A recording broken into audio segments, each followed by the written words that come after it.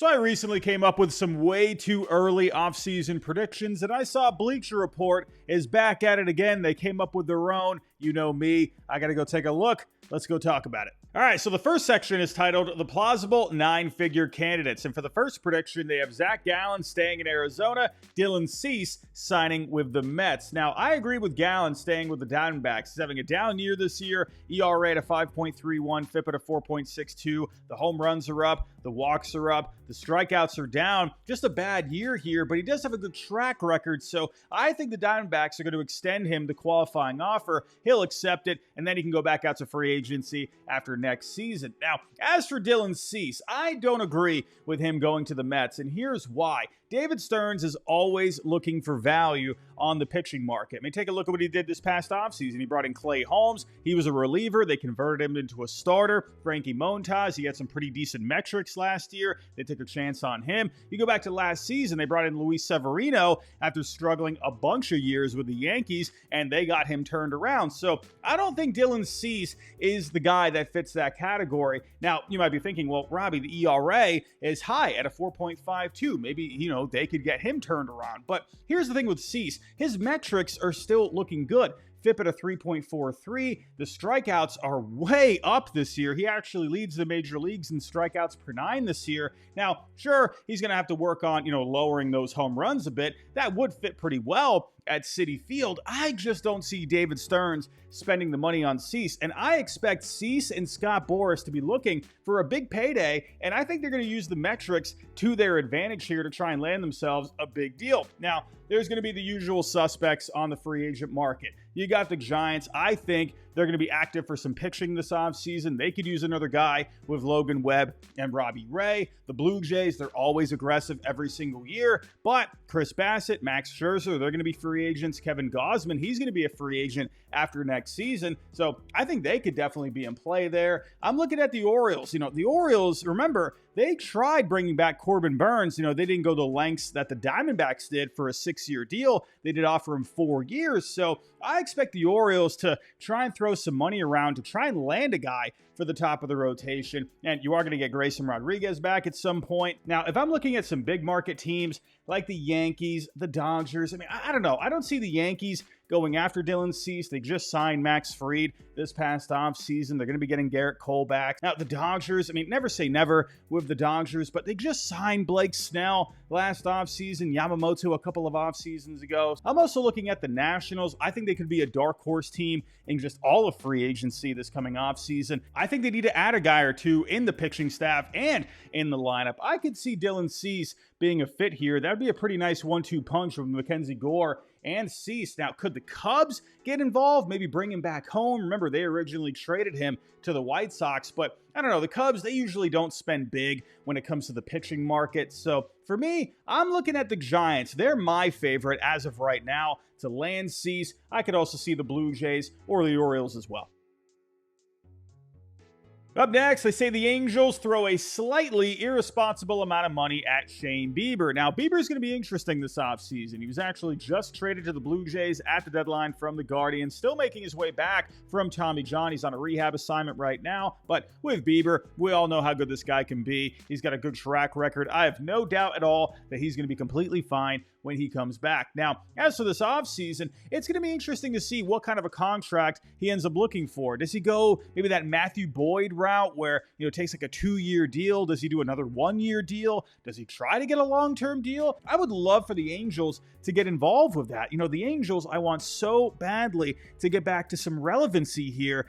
Try to take advantage of whatever else you have left with Mike Trout. You got all this young talent that's come up recently. I would love for the Angels to try to get back into some relevancy here. And when it comes to the starting pitching, they could really use it. They only ranked 23rd overall this year in starting pitching F-WAR. They could use someone else alongside Yusei Kikuchi. Bieber, he's also a California guy. So, I could maybe see this. Artie Moreno, he has been hesitant in the past to throw money at pitching, but they did it with Kikuchi last year. So maybe we're starting to see Moreno be a bit more open to the idea. I'm also looking at a team like the Mets, who we just talked about with Dylan Cease. We just talked about David Stearns, how he likes to look for value on the market. I could see a deal like this, to be completely honest with you. Now, last offseason, the Red Sox were very interested in Shane Bieber, and reports were they were getting very close to signing him before he decided to just go back to the Guardians. So I could see the Red Sox getting involved once again. I don't think they're going to bring back Walker Buehler.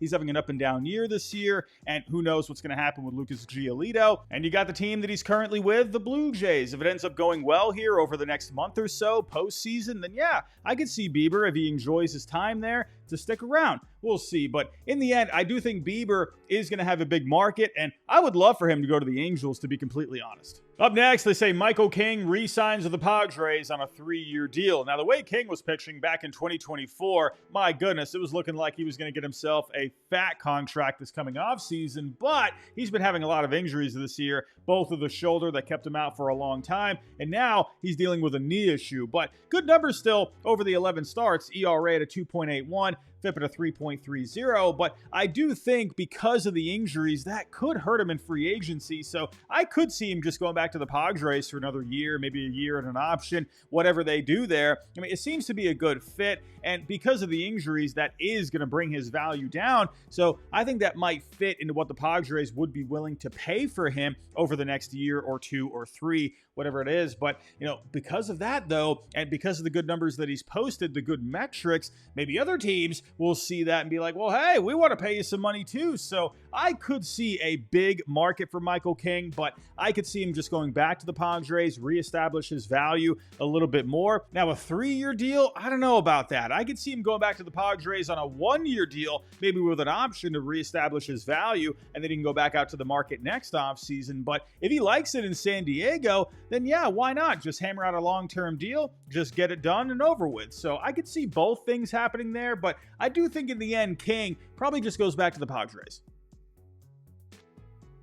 Up next, they say Eugenio Suarez doesn't actually sniff $100 million, but does get a lucrative 2-year deal from an unexpected team like the Athletics or the Nationals. Well, I strongly disagree with the first part there, saying he's going to get a 2-year deal. He just turned 34 years old. He's having himself a good season. Why would he take a 2-year deal at this point in his career? This is his last shot here to get some security when it comes to a contract. So I don't see him accepting a 2-year deal. And I think if it ends up being, say a 4-year deal, I think that ends up being around $100 million. I could see anywhere from 20 to 25 million per year. When it comes to the teams here, the A's or the Nationals, I think those teams could be pretty interesting. Now, looking at Suarez, again, he's having himself a good year. Batting average is a little low at 234, on base at a 305, but this guy's one of the best power hitters in the game, slugging 536 this year with 37 homers. He has been cold since going to the Mariners, but this guy was doing a lot of damage with the D-backs. I do think he's going to end up getting himself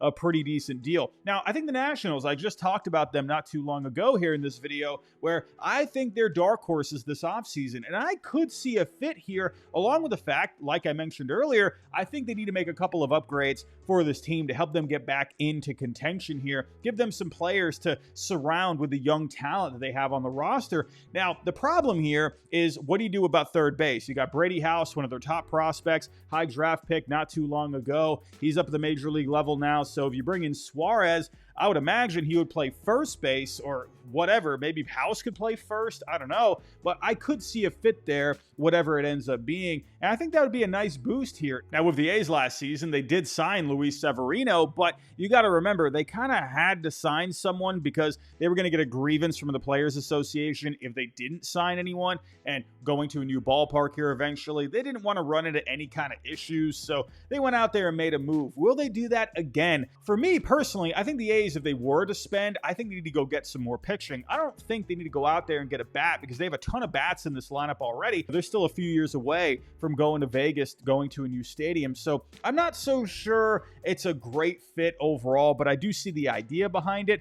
Now, I could also see the Mariners wanting to keep him around. Again, he has been cold in Seattle since coming over from Arizona.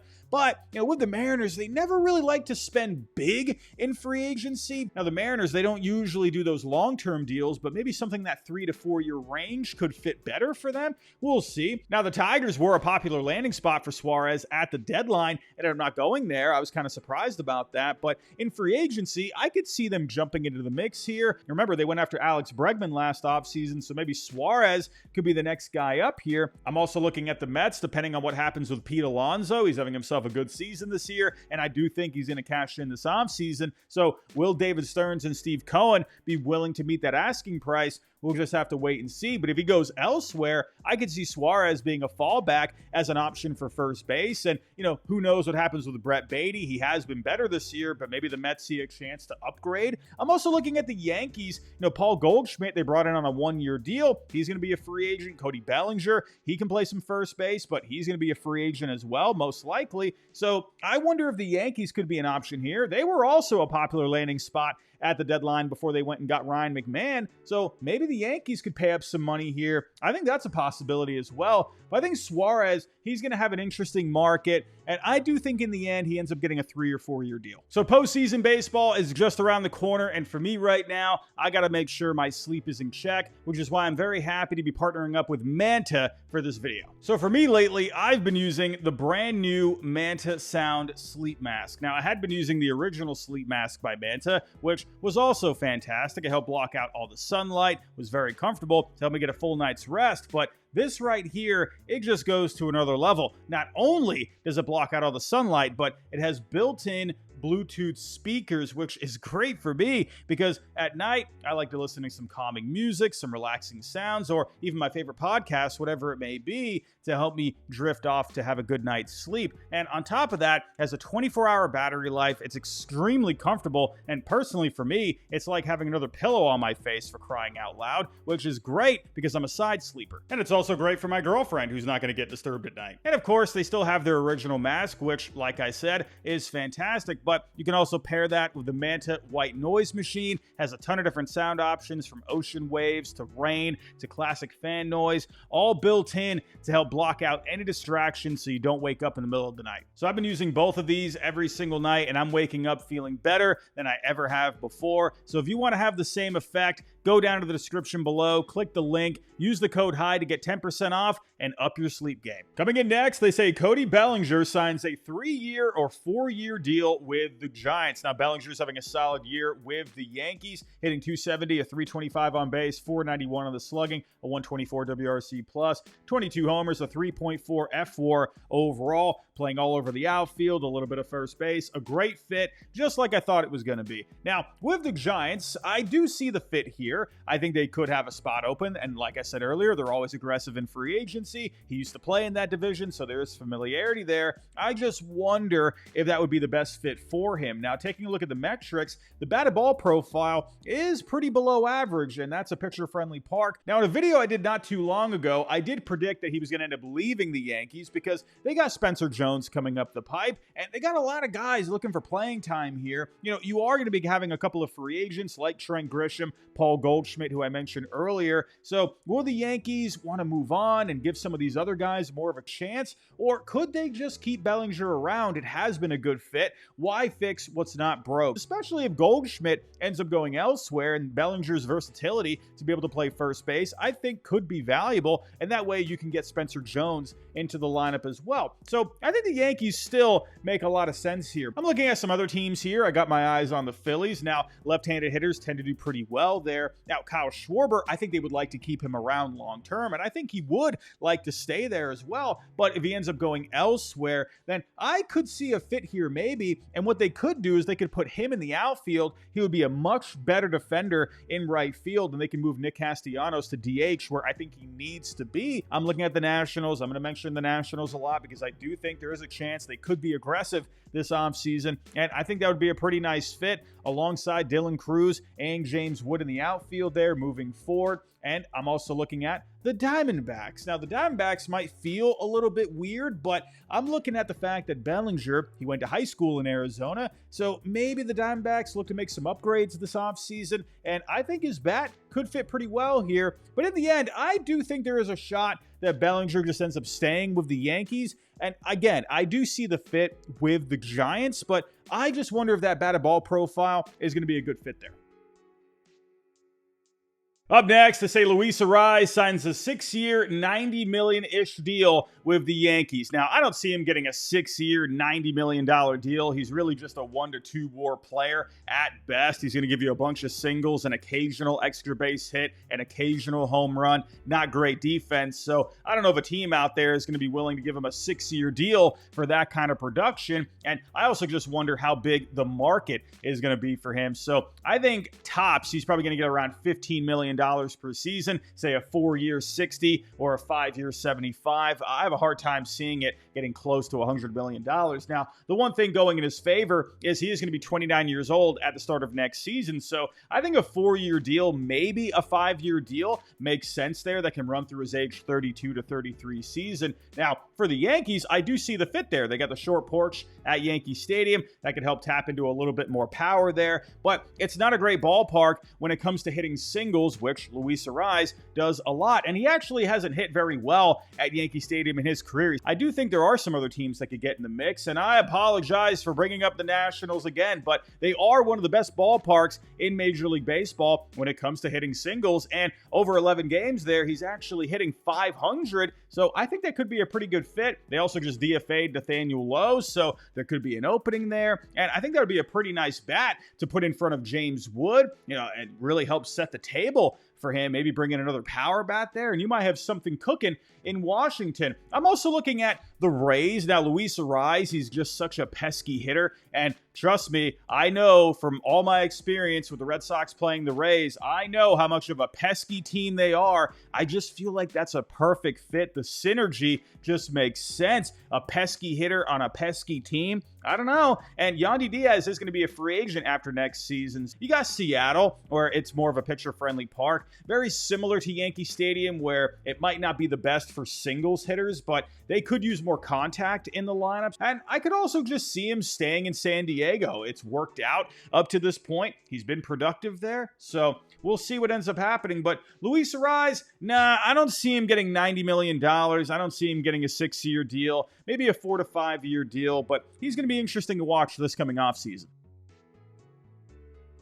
For the next prediction, they say Munetaka Murakami signs a 6-year deal with the Dodgers, becoming the heir apparent to Max Muncy at third base. If you haven't heard of Munetaka Murakami, well, buckle your buns, because this guy hits for a lot of power. He holds the single-season record for home runs in Japan when he had 56 back in 2022, had an OPS of 1.168 that year. Absolute monster at only 22 years old, for crying out loud. He's continued to hit for power since then. Now, he has missed some time this year after getting elbow surgery, but he's been back recently, seems to be fine. Now, the one issue with Murakami, though, has been the strikeouts, over a 30% strikeout total in Japan, so that could be concerning at the major league level. But I definitely think teams are going to be interested in his power, and I think one of those teams could definitely be the Dodgers. They've had a stranglehold on the Japanese market here for a while, bringing in Ohtani, Yamamoto, Sasaki in recent years. They have the option for Muncy next year that they could just decline, and then bring in Murakami. Now, the one issue holding me back with the Dodgers right now is, what is their infield alignment going to be moving forward? Is Mookie Betts going to be staying at short? Is he going to be playing second? How does that work? If so, where does Alex Freeland play? Is he going to stay at third? If Betts plays second, then Freeland could play short, and then you could have Murakami play third. I also see the Yankees. We've brought them up with first base a couple of times in this video. Paul Goldschmidt is going to be a free agent. Now,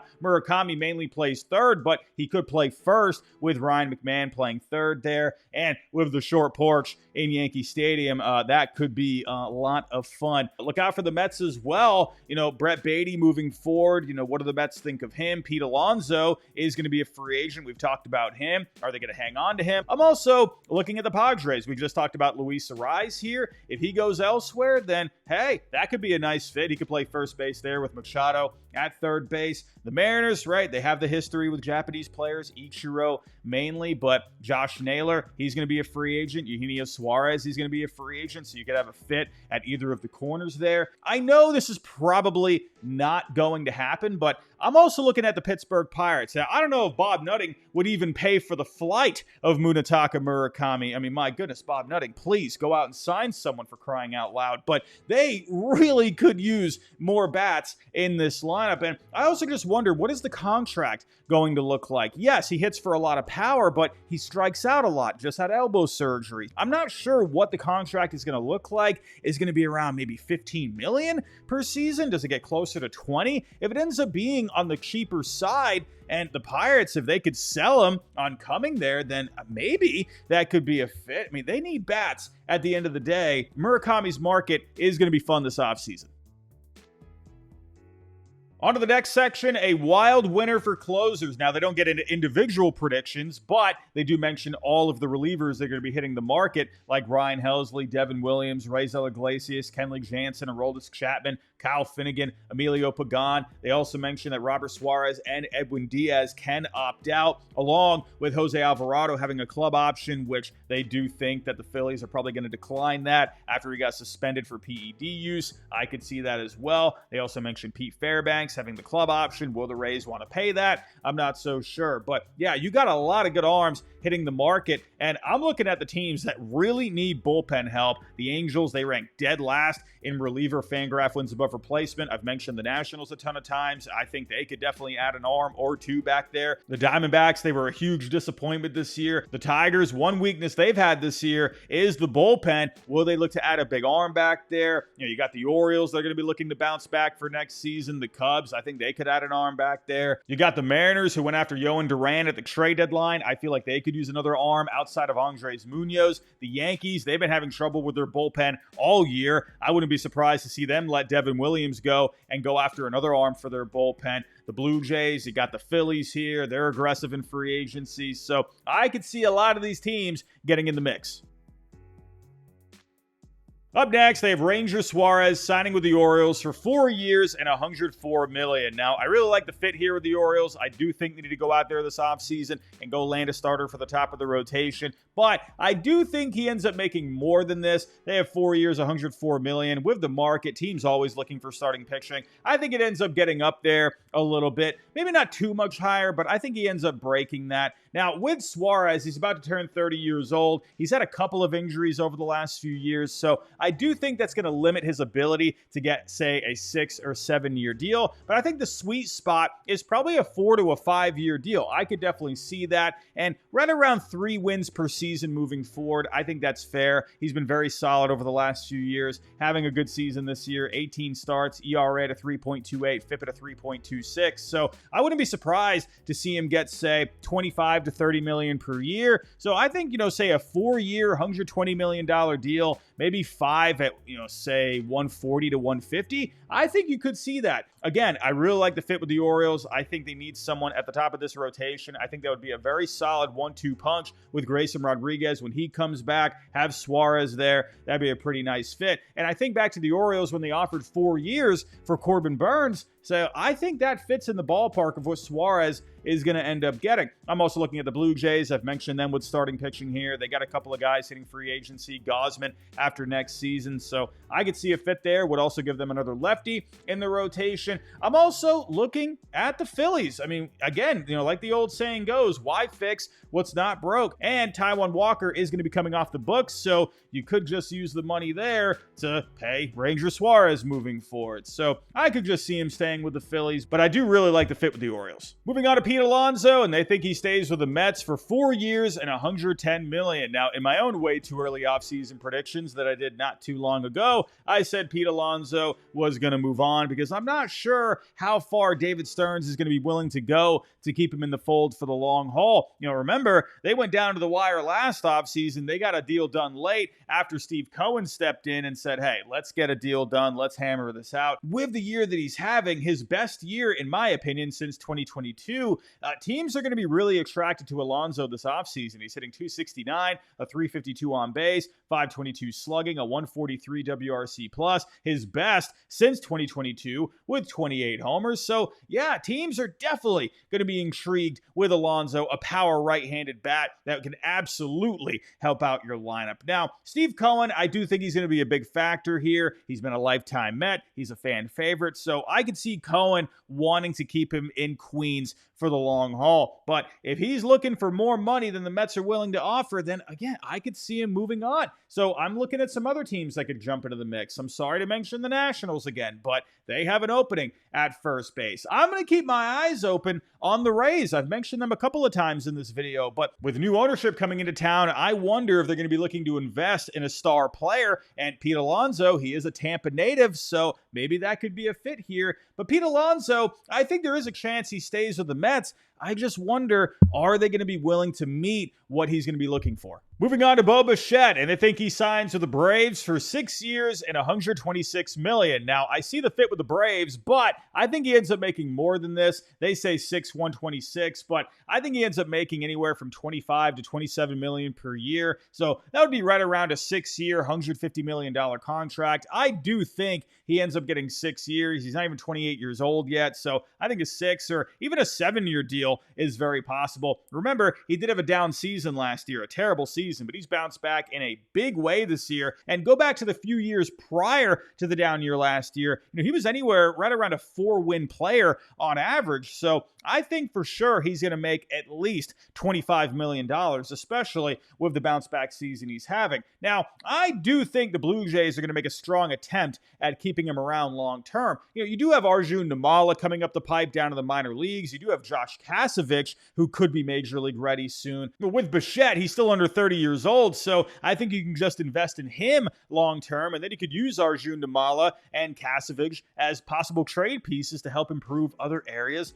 of the team. If it ends up being too much money, then I wonder if a team like the Atlanta Braves could jump in here. A down season, I think Alex Anthopoulos is going to look to improve the team a lot this coming off season. And shortstop, they could use an upgrade there offensively. They have a good defensive shortstop in Nick Allen, but Bichette would definitely give them a boost when it comes to the bat. How far will Anthopoulos be willing to go, though, when it comes to a contract? We'll see about that. Now, I could also see the possibility of teams looking at him as a second baseman. He's not great defensively at shortstop, so I wonder if second base could be a better fit for him. A team like the San Francisco Giants, who I've mentioned are aggressive in free agency, they could maybe look to upgrade second base here. They've had a down season this year, so I think they're going to look to make some upgrades. I think Bichette would be a good fit there, but Bichette, I definitely think he's going to get himself a nice contract this offseason.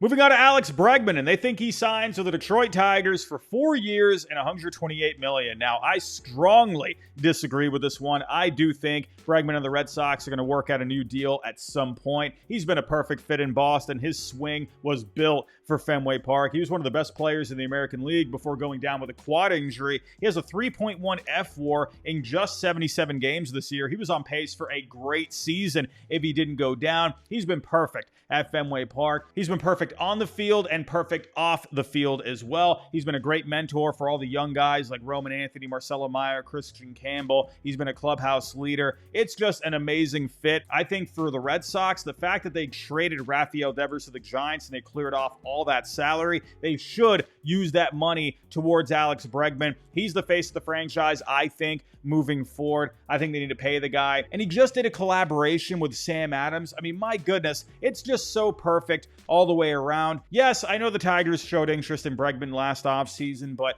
to me, this is just too good of a fit. I think he stays in Boston. Moving on to Kyle Schwarber, and they think he stays with the Phillies for 4 years and $140 million. Now, I definitely think there's a chance he stays with the Phillies. It's been a great fit. They have a great relationship. Why fix what's not broke? Now, do I think he's going to get $35 million per year? That might be a bit of a stretch. I think it's a safe bet that he's going to average right around a 3 to a 3.5 wins above replacement over the next few years, and that's worth right around $30 million. But with the market, I think it could get up to that point with the season that he's having. My goodness, this guy's been off the charts, hitting 250, 373 on base, a 582 on the slugging, a 160 WRC plus, 43 home runs. For crying out loud, what a good season for Kyle Schwarber. He picked a great season to walk into free agency here. My goodness. Now, with the Phillies, again, I do think it's a great fit. I would love for him to just stay there for the rest of his career, but with the season that he's having, other teams are going to get into the mix. And I got my eyes on my Red Sox. He was a fan favorite after they traded for him back in 2021. He was great for them down the stretch and in the postseason that year. And for the Red Sox, I think he would be huge to bring back into this lineup. Remember, they ended up paying Masataka Yoshida a few years back instead of just trying to keep him around. And what a terrible choice that ended up being. I think the Red Sox are going to move on from Yoshida this offseason. I could see them trying to trade him, or they just DFA him. You know, the power just hasn't really been there for him. So I could see the Red Sox looking at Schwarber to maybe come back. And Alex Cora did make some interesting comments recently, saying he was very intrigued with his upcoming free agency. Could that be a sign of things to come? I'm not so sure, but I think for the Red Sox, it would be a great fit for him to come back. I'm also looking at the Tigers. I think they could use a bit more thump in this lineup, a bit more power. So I think that would be a nice fit. I'm also looking at the Mets, depending on what happens with Pete Alonso here. You know, you could just use him in the DH spot. I'm also looking at the Diamondbacks. They could use a bit more of a boost here at the DH spot. I think that would be a pretty nice fit, but I am very excited to see what happens with Schwarber this offseason. Moving on to Framber Valdez, and they think he signs with the Red Sox for 5 years and $160 million. Now, Framber Valdez has been a thorn in the side of the Red Sox for years now, minus his last start. But yeah, I would not be opposed at all to bring this man to Boston. But will they actually do it? Will Craig Breslow actually pony up the money for Framber Valdez, who's now on the north side of 30? I'm not so sure about that. John Henry, he's pretty opposed to giving long-term deals, especially to pitching. I mean, they did give an extension to Garrett Crochet, but he was only 26 years old at the time. But he is definitely going to get paid. This guy's one of the best pitchers in baseball for a while now. 24 starts this year, ERA and FIP at a 3. Very good year for Framber. Now, he would be a nice fit with the Red Sox, in my opinion. I just don't think they're going to pay him. So I'm looking at the two teams I've already mentioned a couple of times here with starting pitching, the Orioles and the Blue Jays. Now, two teams that I've already mentioned a lot here with starting pitching are the Orioles and the Blue Jays. I think they're going to be aggressive when it comes to trying to land a starter this coming off season. I think he would be a great fit in either of these rotations. And then someone like Ranger Suarez could be a nice fallback if either of these teams aren't able to land him. I'm looking at the Giants as well. They're always aggressive in free agency. I would love for the Angels to pony up some money to try and land a guy. I really want the Angels to get back to some relevancy here. So I think there's going to be a pretty good market here for Framber this offseason. But do I think he lands with the Red Sox? No. Last but not least, they have Kyle Tucker staying with the Cubs for 11 years and $441 million. Now, I could definitely see him staying with the Cubs, but I do think he ends up getting a 12-year deal right around $500 million. I think there's a good chance he ends up breaking the $500 million mark. Kyle Tucker has been one of the best bats in all of Major League Baseball for years now. This year, having another good season, hitting .263 with a .376 on base, a .454 on the slugging, a .134 WRC plus, 18 homers. Now, he has been slumping a little bit recently, but I'm not really worried about that. I think he's a great fit in Chicago. It's been just a good fit for both sides. I think it makes a lot of sense for the Cubs to keep him around for the long haul. I hope they get a deal done, but with Kyle Tucker, the star that he is, other teams are going to get in the mix. I'm looking at the Yankees here. They tried trading for Kyle Tucker before he ended up going to the Cubs. And if Cody Bellinger ends up leaving town, then, hey, I think the Yankees could be a nice fit there. And I'm also looking at the Dodgers. You can never count out the Dodgers when it comes to trying to land a star player there. And Michael Conforto, he is going to be a free agent, so they could have an opening out in the outfield there. I've already mentioned the Giants a lot here. They're always aggressive in free agency. I could definitely see that. And I'm also looking at a dark horse team here. I'm looking at the Rays. I mentioned them earlier with Pete Alonso. Alonso, Tampa native, but so is Kyle Tucker. And with new ownership coming into the fold, I could see them looking to invest in a star player that is going to obviously help their team win, but a player that is going to help put butts in the seats. And with getting a new stadium soon, moving to Tampa most likely, I think Kyle Tucker would be a perfect fit with the Rays long term, a face of the franchise along with Junior Caminero. I think that would be a very nice fit overall. Will the Rays actually do it though? Remember, they did make a run at Freddie Freeman a few years back before he went to the Dodgers. I mean, I know it's going to be different ownership now, but we'll have to wait and see. Let me know what you think down below. Where would you like to see Kyle Tucker land? Where do you think he'll end up landing? Let me know what you think of all of these predictions here when it came to the Bleacher Report way too early predictions. I would love to know all of your thoughts down below in the comments. But everybody, that's all I got for right now. If you can on the way out, hit the like button, subscribe if you're new. We're trying to get to 60K. If you can help us out, I'll love you forever. But everybody, that's all I got. I'll talk to you next time.